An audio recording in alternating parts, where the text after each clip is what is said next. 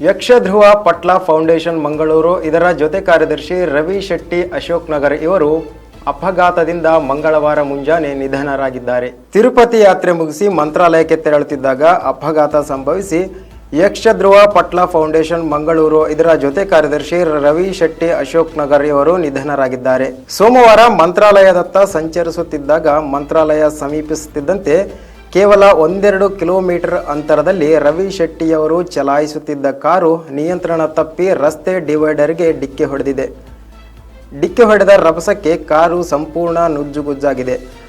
ಅದೇ ಕಾರಿನಲ್ಲಿ ಪ್ರಯಾಣಿಸುತ್ತಿದ್ದ ಪುರುಷೋತ್ತಮ್ ಭಂಡಾರಿ, ಸುದೇಶ್ ರೈ ಮತ್ತು ಪ್ರದೀಪ್ ಆಳ್ವ ಪ್ರಾಣಾಪಾಯದಿಂದ ಪಾರಾಗಿದ್ದು ಖಾಸಗಿ ಆಸ್ಪತ್ರೆಯಲ್ಲಿ ಚಿಕಿತ್ಸೆ ಪಡೆಯುತ್ತಿದ್ದಾರೆ.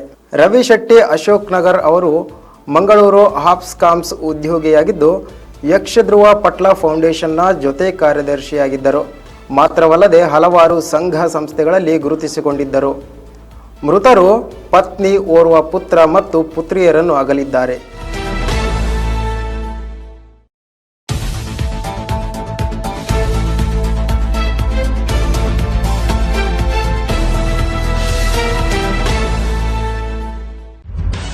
ನಿಖರ ಸುದ್ದಿ, ಸದಭಿರುಚಿಯ ಕಾರ್ಯಕ್ರಮ.